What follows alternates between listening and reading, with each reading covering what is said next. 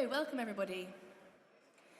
Thank you for joining us today on our session on non-domestic buildings and how we can get non-domestic buildings to meet our climate change targets. My name is Clara Packnell-George. Can you all hear me? Can you hear me if I speak now? Is that all right? I don't have to encroach. Okay, good. Wonderful. So, my name's Clara. I work at Elementa Consulting.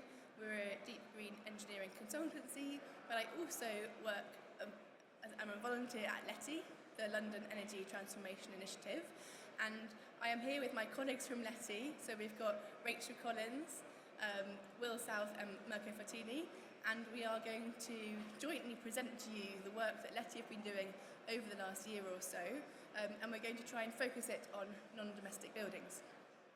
So I'm going to give you a bit of an introduction to LETI, to our work, and why it's important, and how we've been shaping it so we can work out how our non-domestic buildings need to change to meet our climate change targets.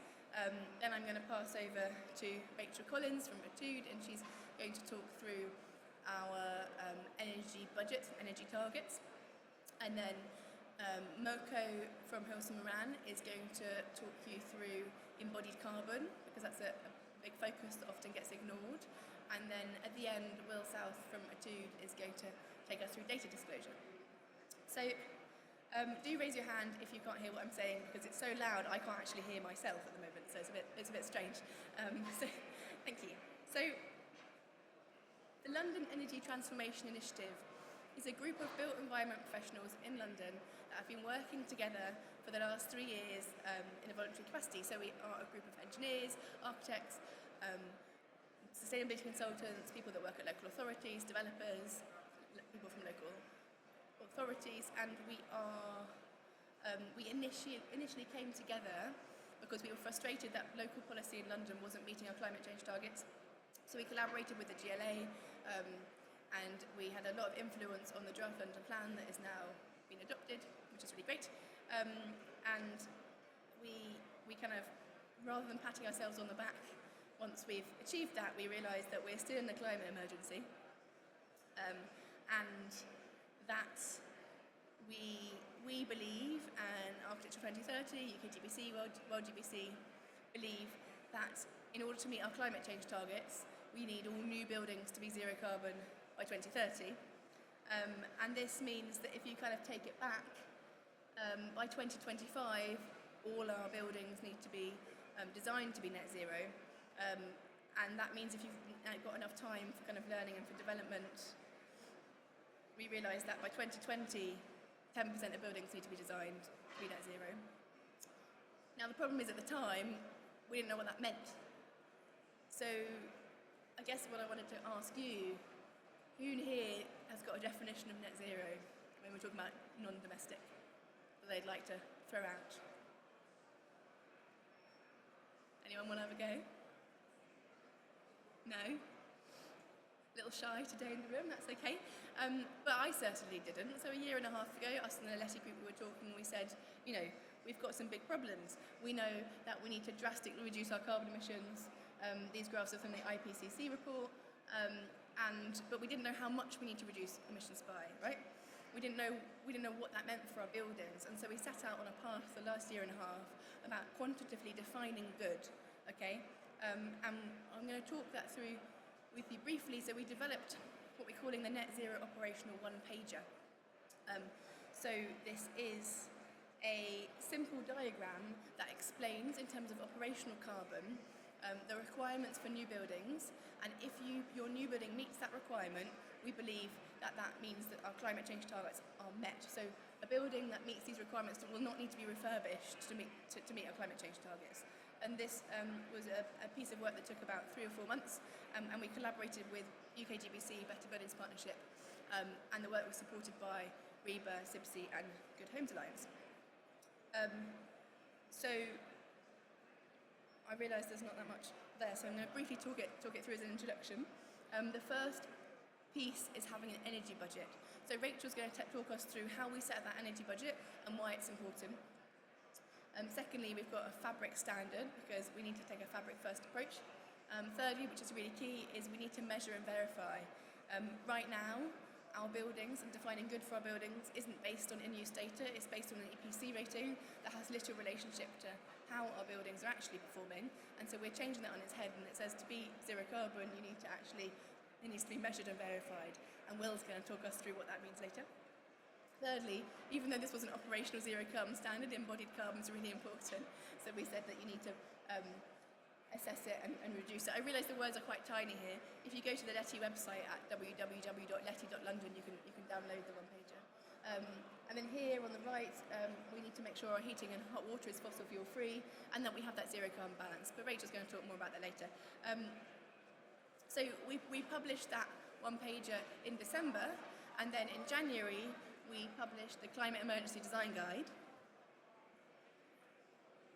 And lucky 3 of you get to take that away after the talk. So yeah, I guess we'll have a race at the end to see who wants to get them. But you can download them online, www.leti.london.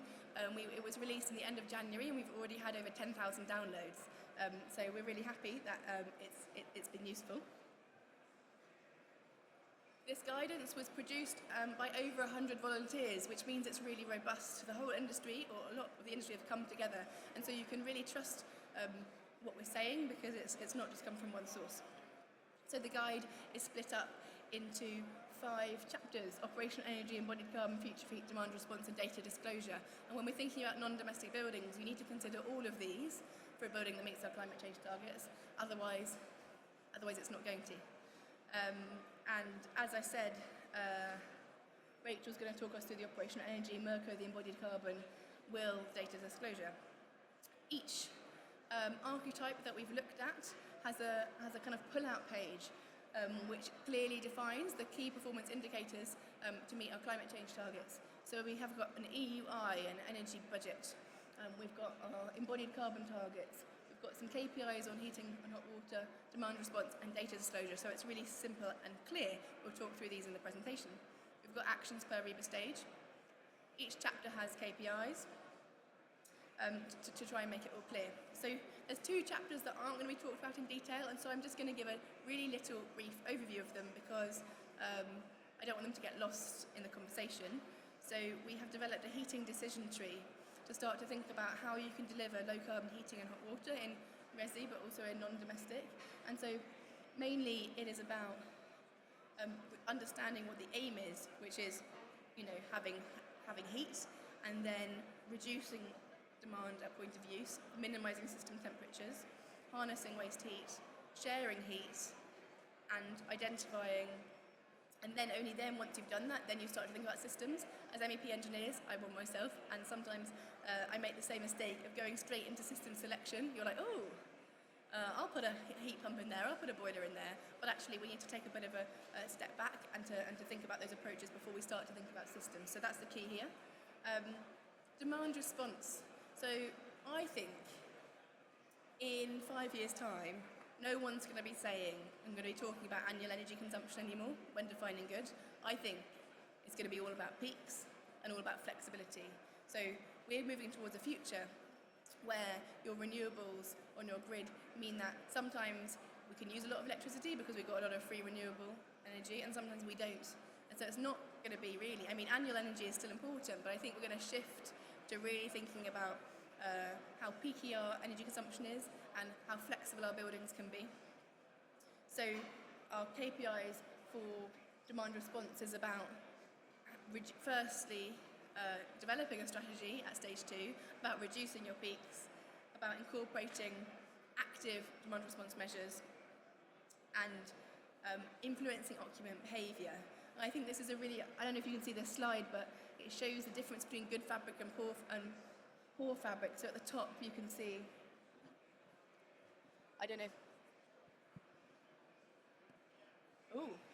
so at the top here you can see if you have some heat inputs with poor fabric, you're only warm during the time that you're heating.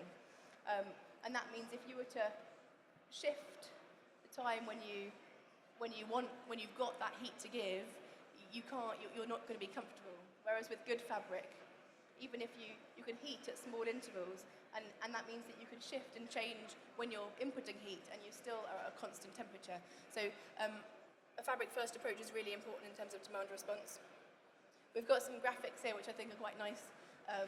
So if you have a certain energy consumption, which is in yellow here, and the grid has a certain capacity to give energy, there's a point when there's not enough energy, right? So one response is just reduce peaks. Another one could be when you've got energy, you charge as thermal store, which means you don't need to use the energy when you've got problems with your, when you've got capacity issues. Some other responses is that you could, at the point where you don't have enough electricity, you could have an alert to turn down, and your residents could decide to turn off their televisions, or you could have systems in place that would turn down the ventilation rates, and same with battery charging. So there's quite a lot of demand response measures, and it gets lost. So I guess we're not concentrating on that today, so I thought I'd put in a little segment. But I'm going to pass you on now to Rachel to talk more about energy budgets.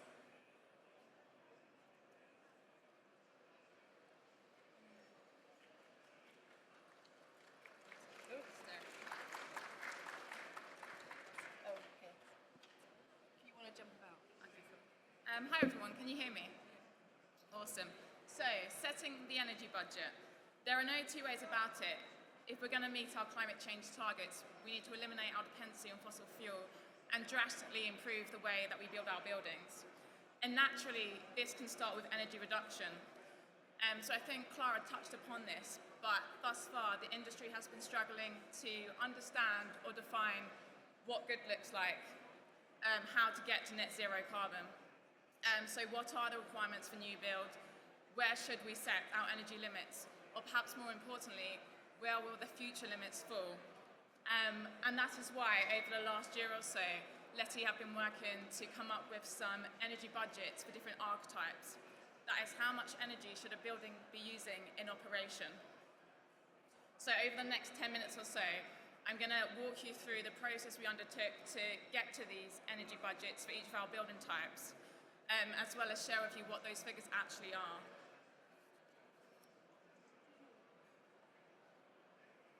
So first, before I launch into the details, just to make sure that we're all on the same page, what do I mean by operational energy and operational net zero carbon?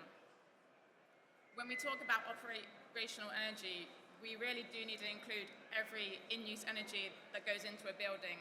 So that is regulated energy. We have our hot water, our heating, cooling, lighting, ventilation, but also the unregulated energy, which is small power usage or lifts, etc.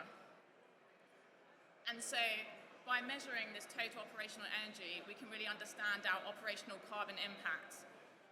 Currently, operational carbon accounts for between 40 to 65% of the whole life carbon of a building, so you can see it's quite an important portion. A net zero operational carbon building is one without combustion that is 100% powered by renewables and for which the energy performance of the building is in line with our climate change targets.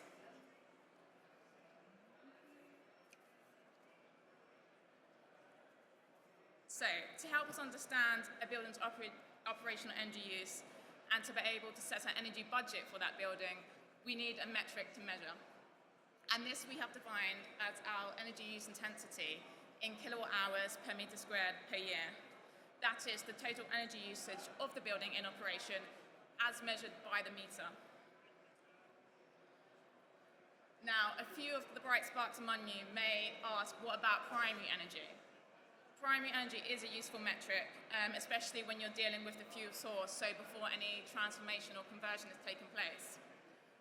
With regard to designing a building, primary energy perhaps shifts the focus away from that building design towards the wider system and may disguise actual performance of the building. It may fail to sufficiently drive us to reduce those efficiencies at the start of our design. Therefore, LETI champion an energy agnostic measure, such as energy at the meter. Energy as measured at the meter is understandable for both designers and building users alike, and also should remain relatively constant over the life cycle of the building. Ultimately, first and foremost, we need to reduce energy demand, and only this way we'll be able to achieve net zero at scale. What does net zero at scale look like? Well, I have a fun graphic on the screen for you. Simply put, it is an energy balance, one that takes into account renewable energy, but also a level of self-sufficiency. Ideally, we need to achieve a balance between all the renewable energy capacity in the UK alongside that total energy demand. And this is really hard to do without setting ourselves some targets, some UEIs, targets that are tailored specifically to different types of buildings, such as a school or an office. At the same time, we need to recognise that to take full advantage of renewable energy, there needs to be some consideration of peak demand. So Clara did touch on this briefly, and I'm not going to delve into this here, but LETI did dedicate a work stream to developing peak demand management and design for buildings, as well as looking at integrating energy storage. So given this, how do we actually come up with our EUI targets? Well, our approach was twofold. So we took top-down approach of distributing total energy supply among end users, and we married that with a bottom-up approach with a more detailed design perspective, looking at individual archetypes and really considering how low we can get that energy demand. If you like, the top-down approach gave us our energy ceiling, that which we must not break, and then the bottom-up approach gave us our energy budget floor. So, a quick exploration of the top-down approach. We used the National Grid's future energy scenario, specifically the community renewable scenario, as a forecast of total renewable supply by 2030 and by 2050.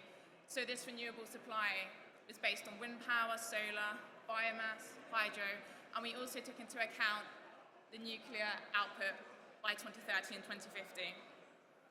And once we had forecast our supply, we then had to start splitting this up. Government data tables of energy consumption in the UK enabled us to apportion this renewable supply between different economy sectors with an allocation for building energy.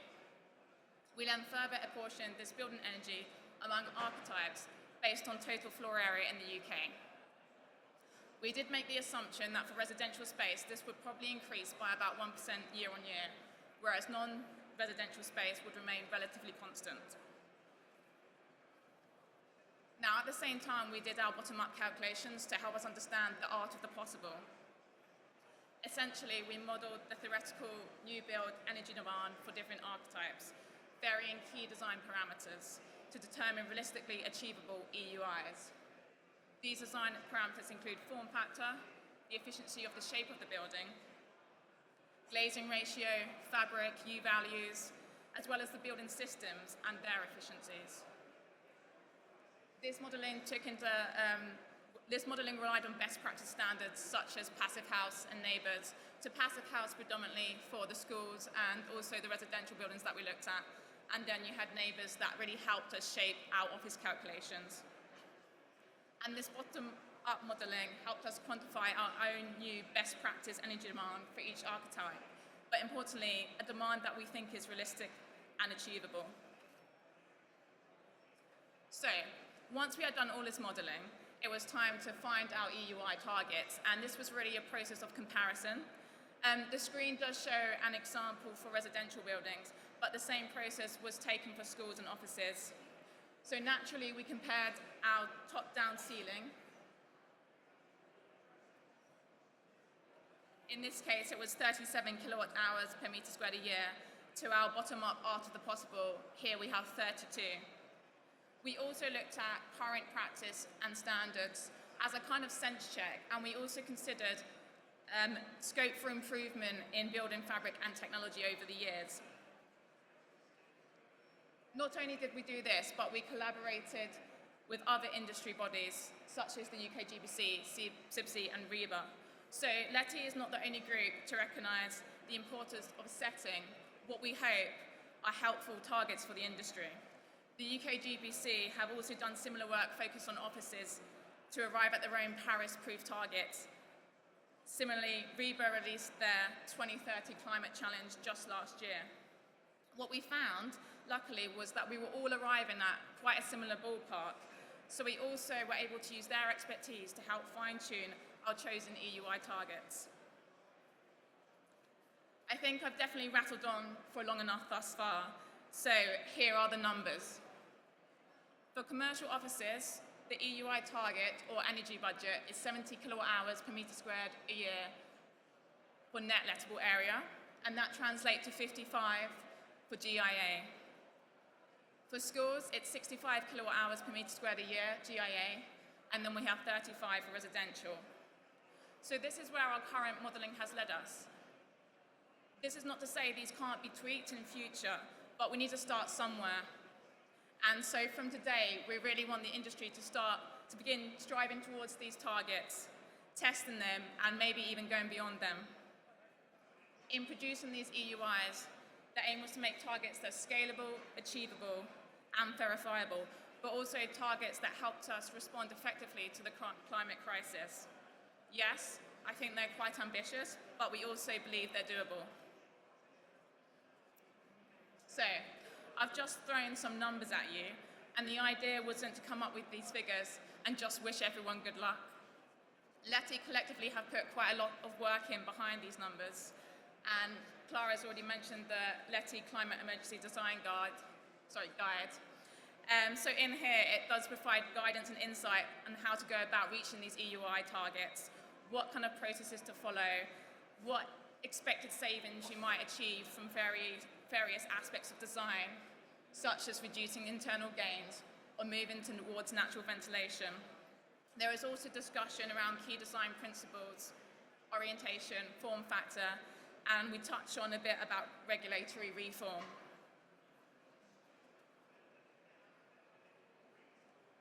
To wrap up, the design guide and our EUI targets, 55 for office, 65 school, 35 residential, were created from the collaboration of a vast variety of built environment professionals at LETI, but also elsewhere. I think collaboration and knowledge sharing will be key in pursuing net zero design at scale. And so if any of you are involved in any aspect of building design, I implore you to do so. Thank you. I will now hand over to Mirko, who's going to talk to you about embodied carbon.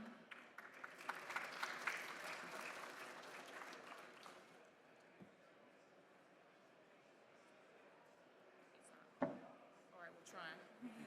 Okay. Yeah. What have I done wrong? This one. Thank you.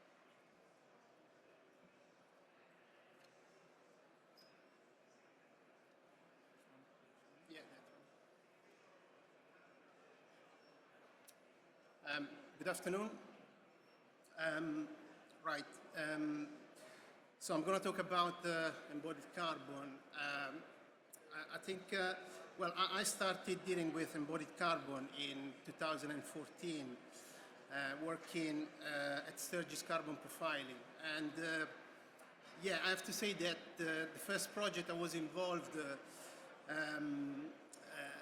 to be honest, when I introduced myself to the design team, I realized that the design team members were in a way laughing at me because at the time people did not know what was a carbon consultant. But I can see that nowadays, of course, the industry has developed, and of course. There is a lot of more attention about embodied carbon, and to be honest, I'm happy for it. So just to tell you about what we did for developing our embodied carbon primer. So we started at the beginning of 2019, and so we formed a working group, and afterwards, we prepare a survey. So the survey was basically circulated to gathering a lot of point of view about a few questions we wanted to address in our embodied carbon primer. So afterwards, we started preparing our draft version, and in October we had an embodied carbon workshop. And so let's say from this workshop, obviously we got a lot of comments and a lot of good suggestions. And of course we incorporated everything in the final version of our embodied carbon primer. Yeah, moving on. All right. For example, of course, embodied carbon, it links to life cycle assessment.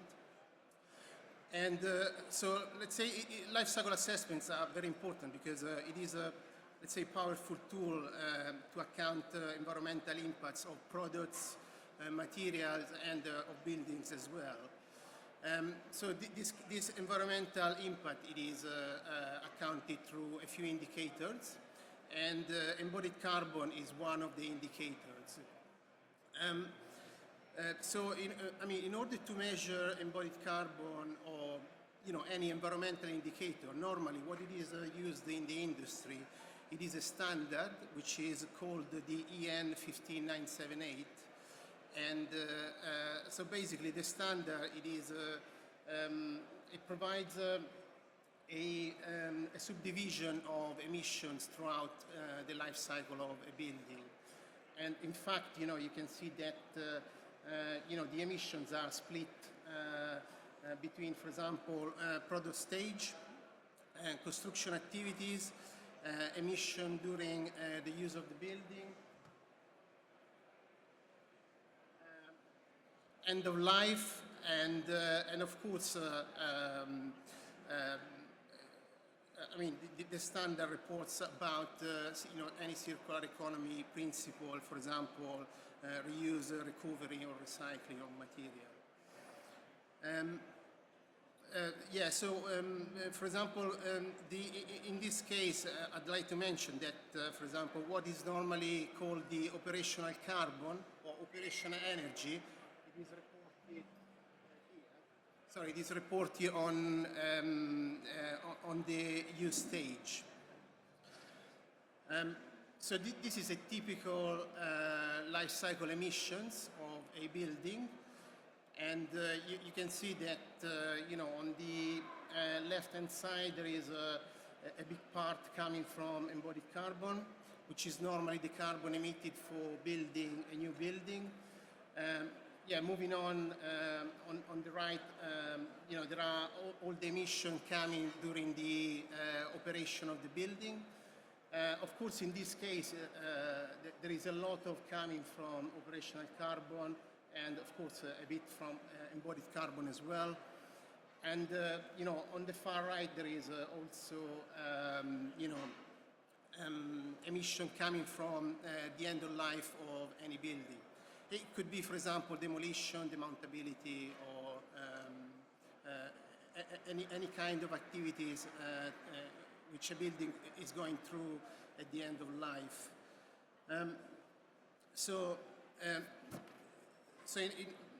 What it is normally considered in the industry, talking about carbon, it is what it is related to operational energy.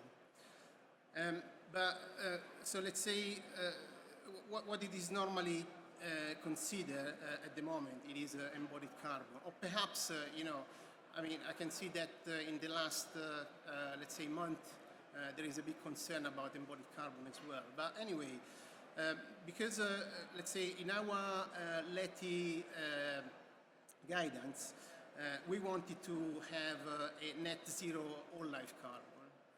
And in this case, in fact, we defined a strategy for achieving net zero all life carbon. In this case, obviously, all life carbon means operational plus embodied. Of course, in order to achieve, net zero or life carbon, what we should do, of course, in terms of embodied, is of course to reduce embodied carbon. But I think what it is very important, it is to include a lot of circular economy principle as well. Well, this because, of course, circular economy, it is very important as well. Currently, we are in a situation of what is called linear economy. But, we are moving slightly towards, what it is, the circular economy, which is basically that one in the bottom. I mean, the circular economy principle, it is obviously to reduce as much as possible, the resource extraction, and of course to reduce as much as possible the waste at the end of life anything. This is obviously, it is done by keeping, the material within a closed loop system. And of course, to do so, what is very important, it is to, of course, maintaining any building products, reuse or remanufacture, or finally recycling. Other important factor, for example, that could contribute to the circular economy are, for example, leasing or servitizations of products. Well, this definitely could definitely help in achieving, high-level circular economy targets. Right. So in LETI, we prepared a roadmap to achieve net zero or life carbon, and we split the roadmap, between in a few steps. So the first step is 2020, which is nowadays. The second one is 2030, and of course the final step it is to achieve net zero or life carbon. Well, hopefully it's going to be by 2050. In order to do so, what we did, we basically provided a few numbers, of course, in terms of energy consumption, in terms of embodied carbon as well. We think that in order to achieve a very good embodied carbon levels reduction, we should include, a lot of circular economy principles. In this case, obviously, by reusing material for building new building, and of course to make all of these products available or be able to be demounted at the end of life. So we have prepared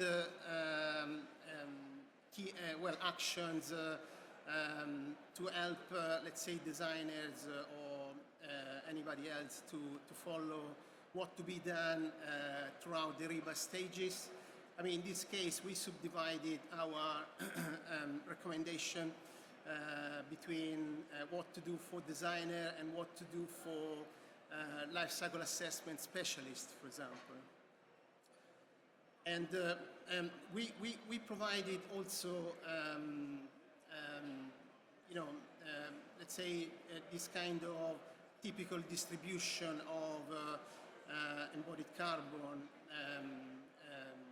in a typical building. And you can see on the left-hand side that it is a typical building which could be built without any, let's say, low carbon measure, whereas on the right-hand side there is our ultra-low energy building strategy.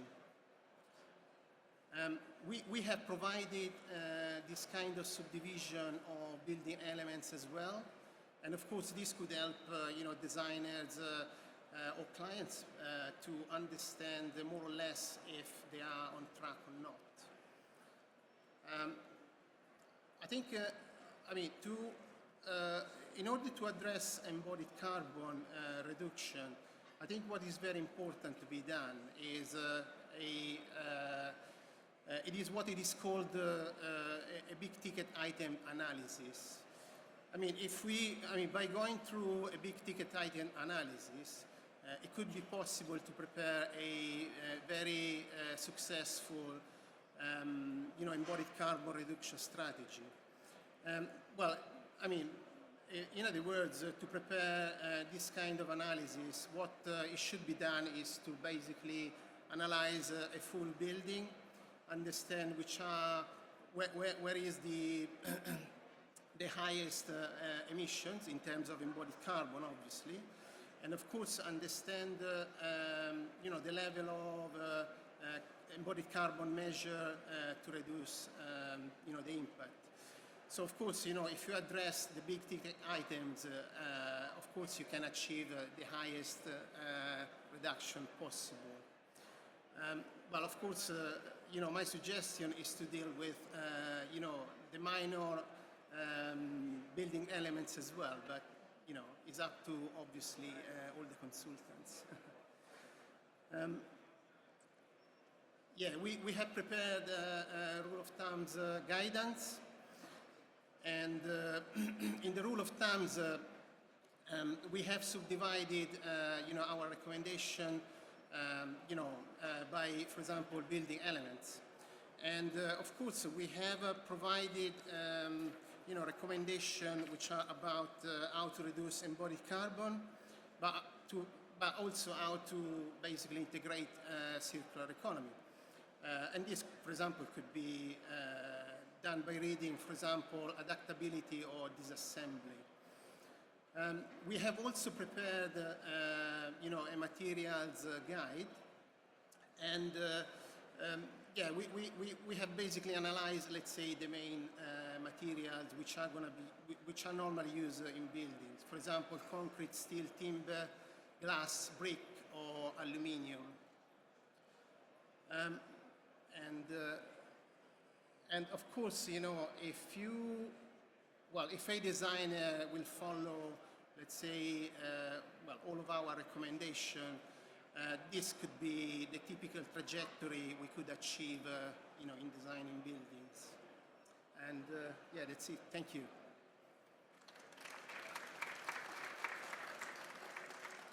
Okay, so now there is going to be Will.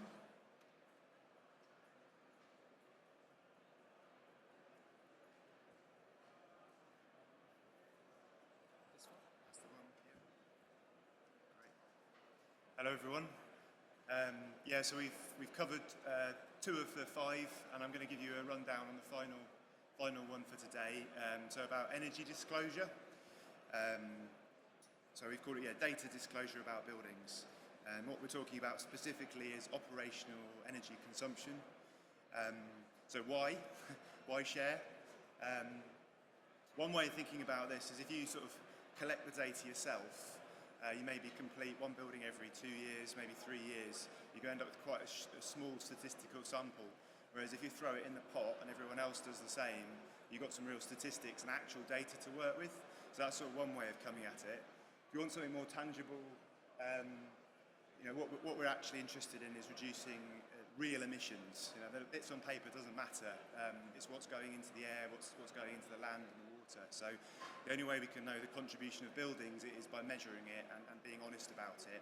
At the moment, we're slightly conflating overall reduction in carbon coming mainly from the power industry with what's going on in the construction industry. And we need to be quite careful doing that, because at some point we're going to have to defend ourselves a little bit and show what we've been doing. So, great. So the impact of the construction industry, sort of project management mantra of you can't manage what you don't measure, but more than that really, we want to sort of assess progress, demonstrate value, and speed up change. We're in an emergency here, so we need to actually change things meaningfully on the ground, test what works, reject what doesn't work, and keep moving. Great. So other ones available. So the work that we did, similar to Mirko, went through a process over a period of a year with about 20 people in the core working group and consulting with LETI over the course of the time. And we came at this from a very pragmatic angle of not sort of what do we need to be able to do this, so the sort of top-down tool, place to store energy data, we came at it from what can we do as building professionals in the industry to enable this. So the principles, we basically identified some principles. So I've got 3 slides on principles over the time, and this was our sort of working practices. The key one is sort of building on what has come before, because there's been a lot of work in this field over time. It's been a difficult nut to crack. We're still going. We're just the next people with the next mallet. So we need to really build on the dents that have been made before. Specifically Carbon Buzz, Innovate UK work, the data that's there. We want to aim for the data which is needed to demonstrate reduction in energy and carbon emissions. We are interested in building diagnosis, but that's not the purpose of this. So I'll talk about this a bit later, but we're trying to split building diagnosis, which is the responsibility of the facilities team, the building owner, and is the real detail and is the very, very expensive bit, from the overall reporting, which is really annual energy consumption, emissions, which should be pretty simple. You know, I get an energy bill for my flat every year. I could just write it down on a bit of paper. That's the level we're talking about. So we're trying to, that's one of the sort of key principles. Focus on what we can do now, and ensure the data we're getting is robust and useful for moving forward. So I'll show how. And what sort of wrapped this up really is that we felt that part of the issue before is once there was a platform to put something on, we wanted to put everything on it, and that has really caused a bit of trouble in the quality of information, how useful the information is, how accessible it is to actually put information up there. So we decided actually, ideally, we want less higher quality information, so on individual buildings, but from more people. And then individuals or specialists will go to more detail on individual buildings as case studies, but generally a sort of a lower initial step so that everyone can jump up on it on this sort of first rung on the ladder as that core principle. Looking backwards, there's obviously some challenges with this. You know, it hasn't been cracked. There's been a lot of effort and collaboration in the industry to try and encourage us to do this. And we've identified through that some challenges. So what we try to do is just sort of pick these challenges, present them in a simple way so that we can understand them and know what we're dealing with. So here's some sort of 6 that I've picked out, and these have gone into a lot more detail in the report, which I really implore you, maybe not all at the same time, but as and when you need it, you know, dip into it. It's a fantastic pool of knowledge that has really come together. So each of these is dug into. So the quality of data, just is it reliable? Who's filled it in? Did they know what the units were, or have they just copied what the meter said, etc., etc. A lack of context, so around data protection specifically, but also just really general context. You know, what does the building actually do? Was there anyone in it for that year? What year was the data for? That sort of information. The design part of it, so what we're actually metering and what we actually need are sometimes a bit mismatched. So that's sort of specifically on the metering. Complexity of buildings is a really big one, and especially in a non-domestic building setting, really something where we need to step back, think about annual consumption per use, work on what's gone before, particularly like the great work in TM22 and DEX in trying to actually categorise buildings and say this part of the building is this amount of energy, this part of the building is that amount of energy, just to help us work out what's what. The cost is obviously one. I think the cost should be lower and we should do more of it, and then individual buildings should go into the detail, personally. And then there's data protection, privacy, commercial interest in data, which we also have to deal with as well. So we came up with a little bit of a flow chart, working from left to right, and we identified sort of these 3 parts of information which I've already talked about. One is a very detailed bit of information, which is the far left, which is reported privately and is useful for the facilities manager and for his diagnosis of systems. So that's great. If you can afford to do it, you own your building, you want to do it, fantastic, but you don't need to do it. Second layer of the hierarchy is reporting at an organisation or an area level. So this might be individual buildings in an estate, it might be a house builder reporting levels of information. Great, again, but that's also not what we're talking about here. So, fantastic, collect it. The final part is quantifying real carbon emissions from buildings, and that's, it's actually just energy consumption, and being able to link it back to the EUI targets, operational energy performance, so we can sort of tell how well we're doing. And I see that as being quite lightweight, as in it's a very low first step of the ladder, and so that's the sort of third part. And what we're hoping is that people do all three, and they share the last one. That's the sort of aim and idea.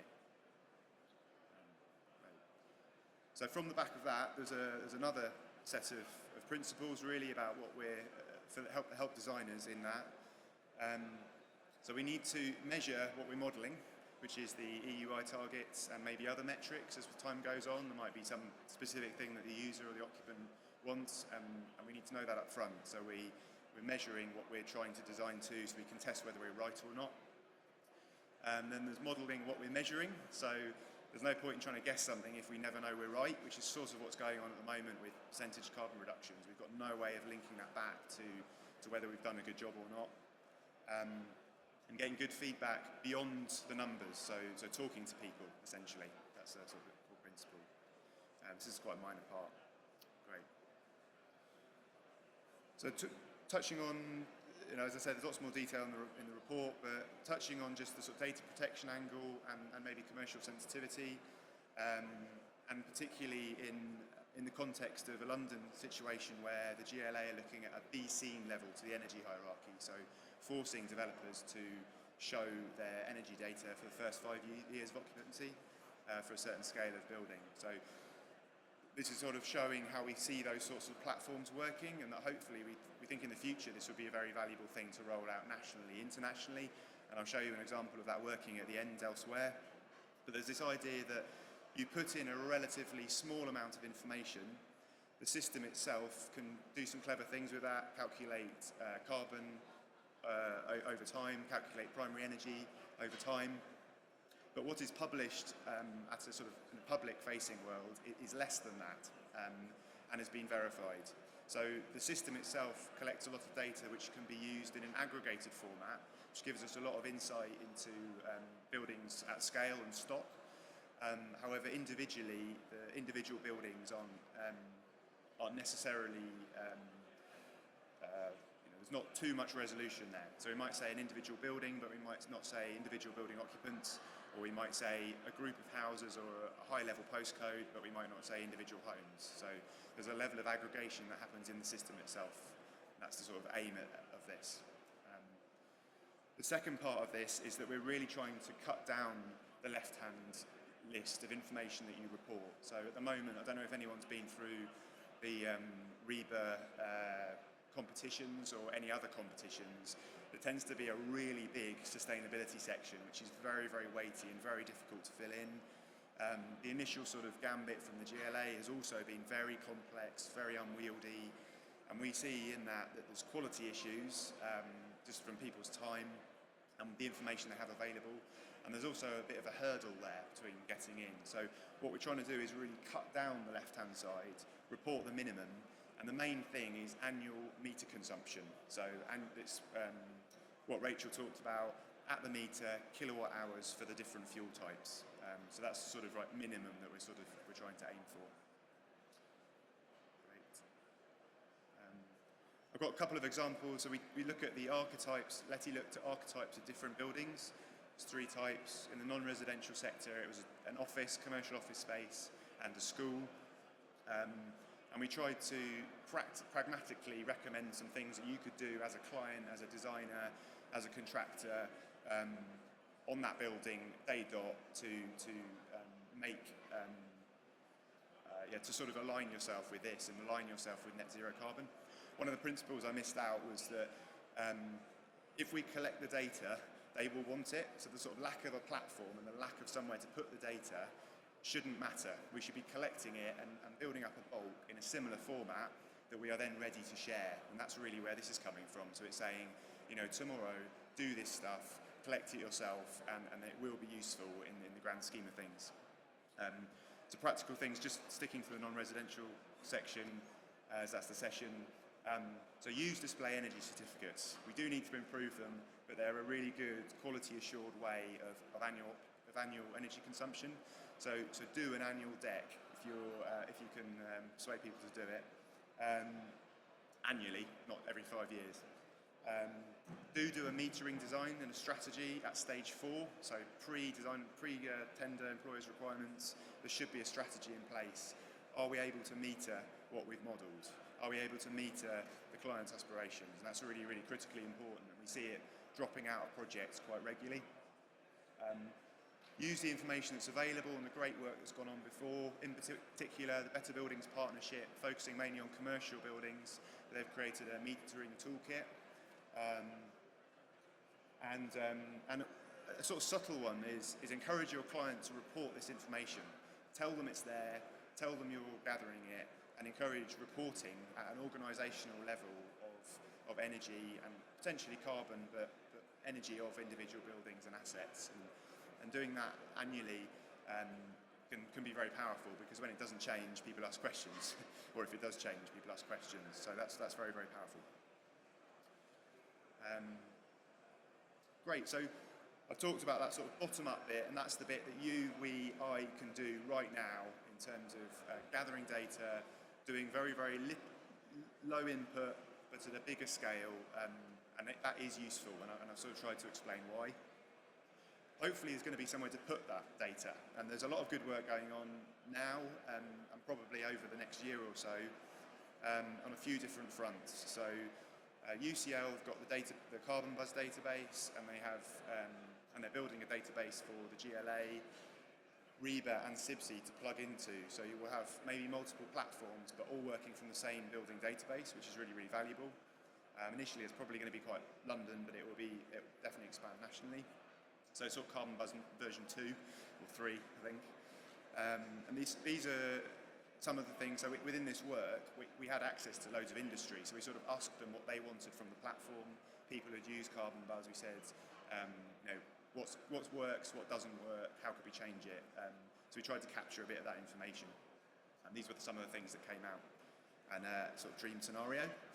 And hopefully one day we might get to a situation they've got in Boston. So City of Boston have the Boston Energy Map.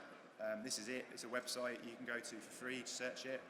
And you get commercial buildings and public buildings, a map of all the buildings. You click on a building, you get the asset type, who owns it, area, and then you get some energy consumption and carbon metrics for that building, public. And the colours are how well they're doing. So commercially, it suddenly sort of changes the game a little bit with like, what are they contributing to Boston as a city, which is fantastic. There's a lot of data on there. One of the other interesting things they've done is linked it to the energy system as a whole. So with this data, they're then able to highlight it top left in red. They're able to forecast peak load on their local distribution grids. So for their district network operations, at the substation size, they can forecast the peak load moving forward and perhaps turn off heating of facilities, much like Clara touched on at the beginning. So facilities that are known to have demand response, lower the demand when we've got high peak demand. So that's sort of going on and is there already. It's showing that you can overcome the sort of data protection and publicity of data and make it useful, which is great. So yeah, great example. So I implore you to share your data, pool it and be able to use other people's. Try it, disclose energy on a few projects. Try ringing a client 3 years ago and asking them for some energy bills and see if they'll share it with you. We find they do. They're very willing. They love the fact you're interested in their building still. Ask them how it's going. It's lightweight, takes half an hour. It's fantastic. Understand what works and what doesn't on your buildings. So let's start dropping the things that don't work, moving on, emergency situation, let's keep going.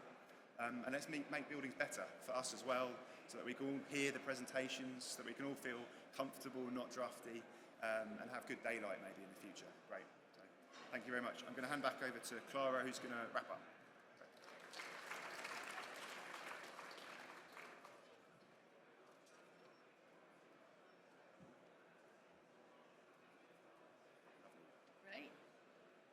Will. So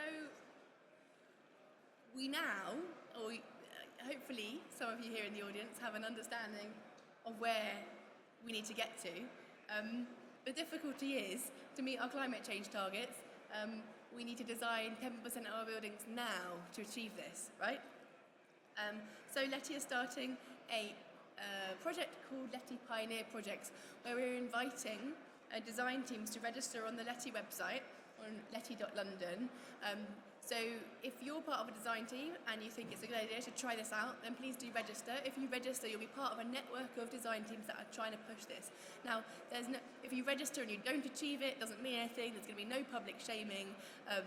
It's not going to be made public that you're a pioneer project. The point is that you can share resources, that you can talk to each other, share difficulties, and share, especially with us at LETI, what are the, could you get there? Was it difficult to get there? What are the problems?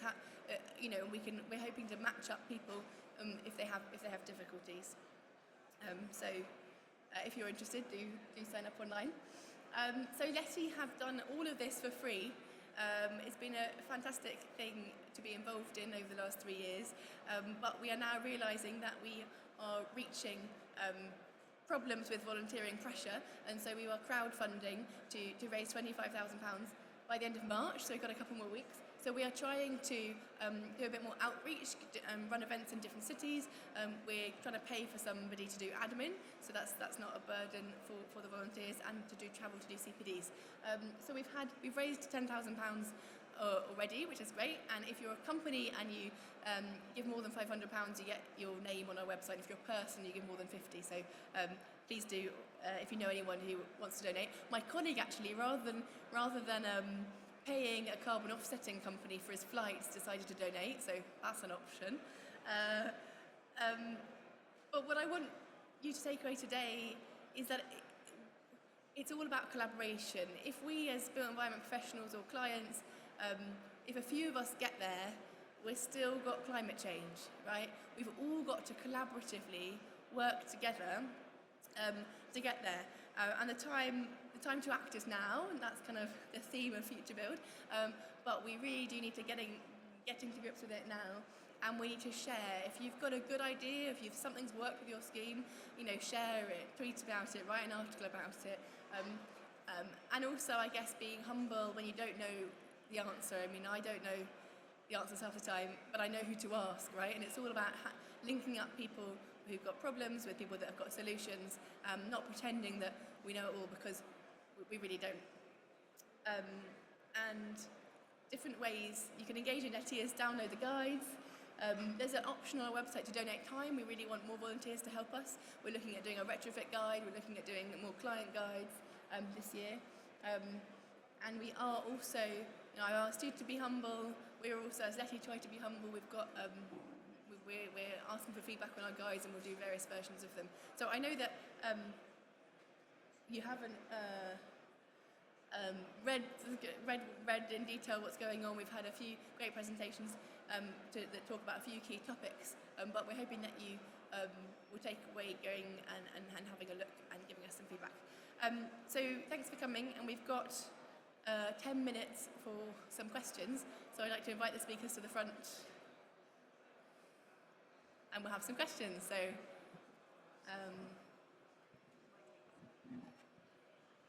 has anybody got any questions?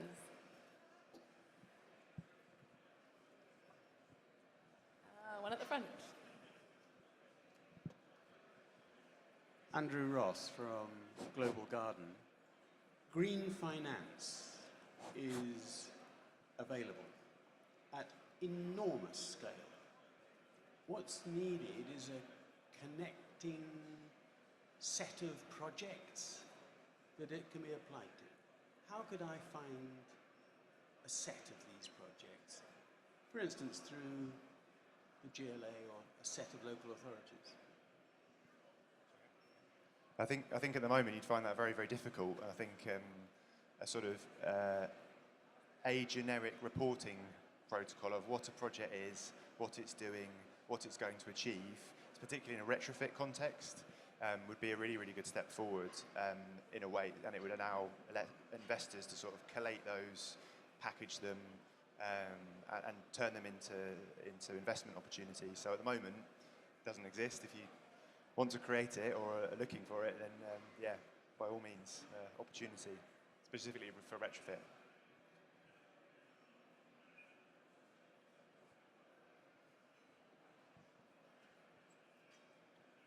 Thank you. This is Michelle Hossein from Bizria.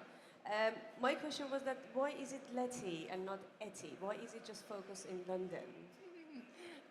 So we're trying, we were going to rebrand to the Low Energy Transformation Initiative this year, but we didn't have enough weekend days or evenings to get that done in time for the launch, so that didn't happen.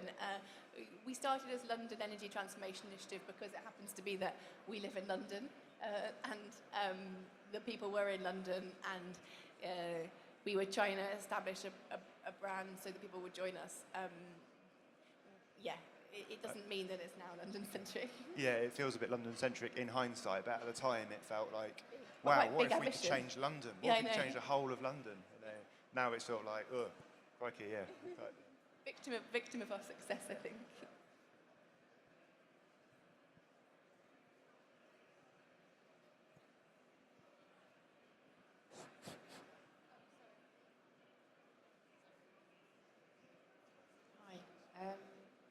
I'm asking, I'm involved in campaigns to try and influence the building of a new hospital not far from here to be as environmentally positive and for the future as well as now as possible.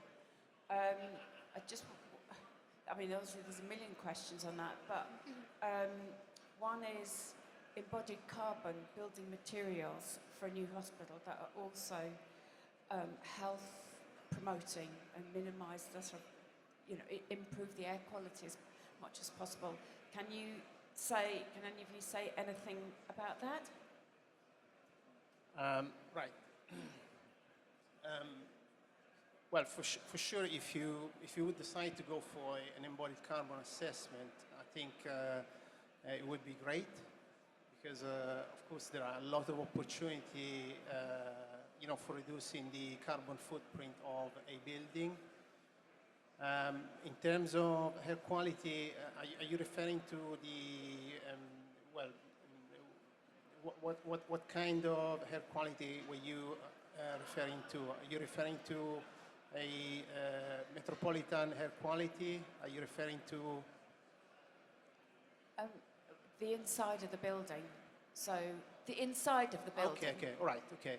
So of course, in order to address the air quality within a building, what you should do is perhaps you should follow a protocol which is called, let's say, WELL. And of course, if you design a building following WELL, you can definitely have a better air quality, a better indoor air quality. And of course, it is a matter of specifying, a lot of products, in order to reduce any, what is called VOC, and a lot of other pollutants which could occur, during the occupation period. Yeah. Thanks. So I'd quite like us to do a little vote, if you're happy. We're going to do a bit of audience participation. Oh, someone's running away before we do that. Great. It would be interesting to know if you're sitting here today, in the next, if relevant, if you're involved in buildings, presumably you are you going to try and implement these principles? Are you going to try and build new buildings or retrofit buildings that meet our climate change targets? Yes, so raise your hand. Well, that's a lot. That's good. So of you that have raised your hands, what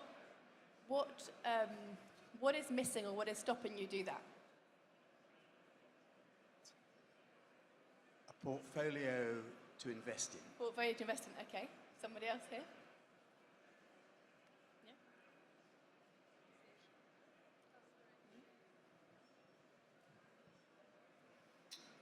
As always, it's client resistance. Client resistance. I think, like sales involved with London Market, we have the London plan and the planning application process to drive this. Probably the strongest opportunity.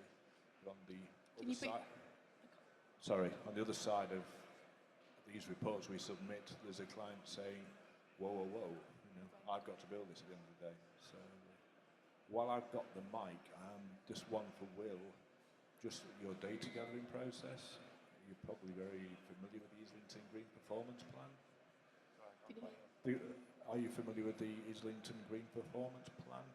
One of the, I don't know whether that's something that could be rolled out more broadly across the London boroughs via the GLA enforcing it. Okay, fine. Yeah, we'll go. Should we take a few questions and then gather them? It's more the other barriers, because quite a lot of people had some other barriers, and then we'll take that question.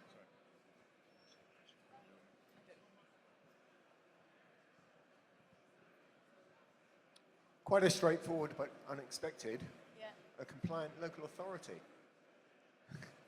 For a personal project in 2015, I applied for permission to build a solar house, Yeah. so carbon negative, with an earth energy bank under Okay. the house, taking heat from hybrid solar panels on the roof, storing it under the house during summer, and Yeah. using it in winter, taking the same heat back, using it in winter to heat the house. House built to Passive House standards. Yeah. Refused. Okay.